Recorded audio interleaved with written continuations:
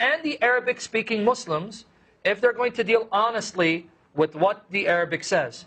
The Quran says that Allah prays. He prays for Muhammad, and He prays for believers. Note what I did not say. I didn't say Allah prays to Muhammad. I didn't say He prays to Muhammad. I don't want someone calling saying, you said Allah prays to Muhammad, you're a liar. I'm not saying Allah prays to Muhammad. I say Allah prays for him and the believers. Where's the proof? Here. Surah Al-Baqarah, and there's an article where I document this, and I quote the Quran and the Hadith that say that Allah prays and He worships. According to one Hadith, Allah even recites the Quran, right? And did so before He created the heavens and the earth. But here, Surah Al-Baqarah, chapter 2, verse 157. This is what it says. They are those on whom are the prayers, salawatun, salawat, the prayers from their Lord. These are the ones that have the prayers of their Lord upon them. Their Lord prays for them, salawat, and mercy, His mercy and prayers. It is they who are the guided ones. Surah 33:43, chapter 33, verse 43. It says, He it is who prays, yusalli, for you. Yusalli, Allah prays for you. And His angels. So Allah and His angels are praying for believers. That's 33, verse 43. And then, finally, Surah 33, verse 56. 33, verse 56. Verily, Allah and His angels pray. Yusaluna. In fact, it says, Yusaluna ala nabi. Allah and His angels are both these groups are praying for the Prophet. O you who believe, pray for him. Sallu. You also pray. If Allah and His angels pray for Muhammad, you pray too. 3 verses in the Quran that says that Allah prays. I have the Muslim scholars admitting that the word salawat and salah means prayer and worship, and that Allah actually prays. I know Muslims come up with objections saying, no, it doesn't mean that. Allah's salat means His barakah, His blessing. No, because even one Muslim scholar said that even Muhammad made a distinction between Allah's salah and His barakah, meaning he used 2 different words to denote that Allah prays and blesses. So you cannot say that prayer means blessing, and you cannot say that the Arabic words for prayer means that Allah is sending mercy, because in Surah 2:157 it says this. Let me repeat it again. They are those on whom are the prayers from the Lord and mercy. So both Allah's prayers and His mercy, right, are given to the believers. So here prayer is different from rahmah. 2 different words suggesting that not only does Allah send blessing and mercy, He also prays. So now we are going to ask the Muslims the following question. And I have plenty of more documentation. If you're saying that I'm wrong, I'm lying, I have the quotes from the Muslim scholars saying I'm right. So you can call and challenge me, quote them to show us where it says Allah prays. But here's my challenge to you. Since you don't believe in the Trinity, you don't believe Allah is 3 persons, you don't believe Allah is 2 persons, Allah is absolutely one, can you explain to us Christians, whom does Allah pray to when He prays for Muhammad and believers? When angels pray for Muhammad, they're praying to Allah. When you pray for Muhammad, you're praying to Allah. When Allah prays for Muhammad, who is He praying to? To Himself? Could you please answer that objection? We invite you to call in. Now, my Muslim friends tell me that this concept of God is absurd, even though we got it from God through the missions of the Son and the Spirit. My Muslim friends tell me that I should reject this confusing concept of God and believe in something much simpler, the Islamic concept of God.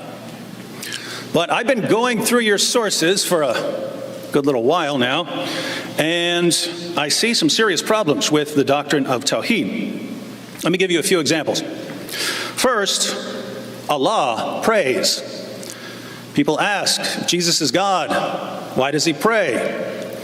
I have to remind them that we're Trinitarians. It makes perfect sense for the Son to speak to the Father. It makes much less sense, given the Islamic concept of God, for Allah to pray. In Surah 33, verse 56 of the Quran, we read, Surely Allah and His angels pray for the Prophet.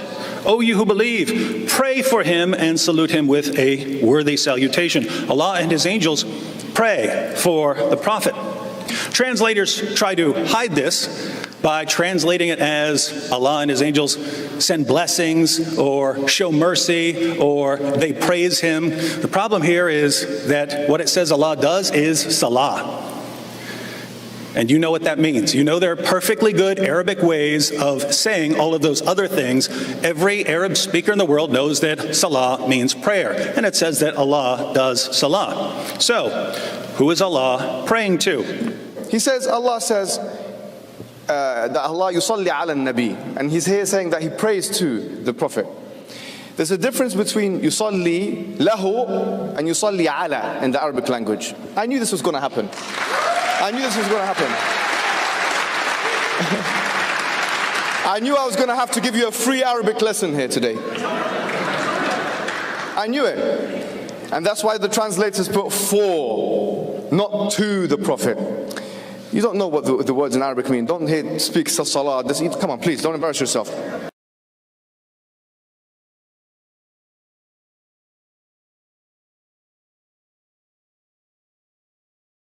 In Surah 33, verse 56 of the Quran, we read, surely Allah and His angels pray for the Prophet. And he's here saying that he prays to the Prophet.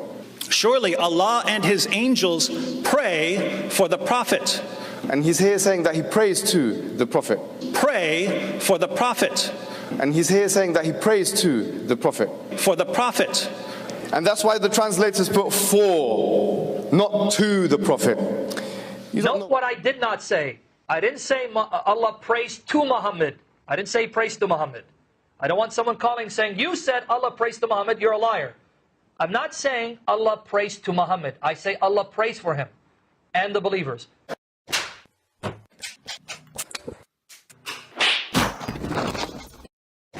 For the Prophet. Chapter 33 of the Quran, you always bring up about God praying to Muhammad. Yeah, because it is a problem, isn't it, Manu? No, it's not. He's going to say, because he's going to tell you he doesn't mean that. The same chapter, verse 43, it says that God is the one that places His prayers upon you and His angels also to bring you out. Okay, so who is God praying to? So I'm glad, Manu. Okay, Manu. Thank you for admitting it means prayer. Yes, thank you. You've only created a greater problem for yourself. You're saying He doesn't just pray for Muhammad, He also prays for believers. Yeah. You're still left with the problem, who does your God pray to when He prays for believers and Muhammad? Answer that, please. Your problem is the fact that you're translating that as praying to. It's not praying to. It's placing. Manu, you're attacking straw man. Manu. No, hang on. Oh, hold on. No, you hang on. Manu, you did it again. I'm not going to let you get away with it. And I'm actually very disappointed in you at perverting people's words. I didn't translate the word as praying to, so you're lying. I said that it means that Allah prays for or upon. Upon, yeah. My question is, when Allah prays for someone, He has to pray to someone. For example, to make it easy for you to understand, if I said, I prayed for Pastor Joseph, that statement implies that I'm praying to someone when I pray for Pastor Joseph. So when your God and angels pray for Muhammad, who do they pray to? Don't dare twist our words. Answer the question. The way to translate that is, and if you give me 10 seconds, I can say Please, it. go ahead, answer it. God places His prayers upon, meaning He knows fully what condition He has placed His prophet or people. Okay, Manu, that's fine. Your translation, but who are His prayers addressed to? Manu, this is your final chance. Let me now refute your distortion. Did you pay careful attention to what CP and I said? In 33:56, it says Allah and the angels together perform this act. That means, according to your perverted reading of the Arabic Quran, you're saying that Allah and the angels place their prayers upon Muhammad. That's so nonsensical that you yourself won't buy it. How do angels pray? You're cutting me off, Manu. We're going to end the conversation if you do. How do angels place their prayers on anyone? Answer that. Don't avoid the answer. Answer the question, how do angels place their prayers on anyone? Please answer that. Okay, the angels pray to God. Did you catch it? Yes, angels pray to God, and God prays to Himself, puts His prayers Okay, thank you. Let me repeat the answer of Manu for the audience. Yeah. Folks, you just heard a Muslim say, Allah prays to Himself. Angels pray to God. That's exactly what we wanted you to admit. So thank you for helping our case, because now the argument that Muslims use against Jesus will now be turned against you. Muslims say, how can Jesus be God if he prays? Who was he praying to? To himself? You just heard. I want the audience to hear a Quran-only Muslim admit his God prays to himself. In other words, basically, since prayer is worship, Allah worships himself. That's a schizophrenic deity. I think so. Unless, of course, you had a doctrine of the Trinity, and then that would explain things. Exactly. Jesus is not the Father. So you can pray to the Father without this meaning it's a schizophrenic deity. But thank you, Manu, for bringing it up. We really appreciate you confirming our point. Glory to Jesus Christ. One more point, quick point if I can make. Quickly. The chapter 46 that you brought up about Prophet Muhammad not knowing what's going to be happening to him. Yeah. Another part of the Quran, God promises him that the al-akhirat, the hereafter, are going to be better for him than this world. All right, so which one is it? Which one is it, Manu? Which is it, yeah. So what that meant is that Prophet Muhammad was saying he doesn't know how he's going to end up in this life, meaning in this life he's not going to know what kind of ordeals or what kind of fate he's going to have. It's not an open-ended till eternity. God tells him that the next world is going to be better for him than this world. So that's in the context. Manu, you have a problem. You just ended up proving that there are contradictions in the Quran. If Allah promised Muhammad that his situation will be better in the next world, why in the world are you praying for his peace? You just ended up proving your Quran is full of irreconcilable contradictions. Now explain to me, Manu, if that passage is true, that his condition will be better in the akhirah, then that means he's already in a state of peace, which goes back to my point. If he's in a state of peace, why in the world are you praying for him? We pray for him because of the mission that God entrusted him in. And that mission is over. It's over. Why are you praying for him? We're thankful for the acts that he committed and sacrifices that he made. Show me that in 3356. Show me that in 3356, your prayers is simply thanking God for Muhammad. So what you're basically saying, notice the problem you just created for yourself. I want the audience to hear this. 3356 says, Allah and his angels pray upon Muhammad. You who believe also pray for him. Notice how I interpret it. I want everyone to hear it. That means we are thankful to God for his mission. You know what that means? Consistency demands that if that's what it means for Muslims to pray, that means Allah is thanking himself for the mission of Muhammad. So when Allah prays, he goes, oh, thank you, Allah, for the mission of Muhammad, because that's what prayers mean in 3356. Manu, do yourself a favor, man. Give it up. Turn to Jesus, your only hope of salvation, because you're fighting a losing battle.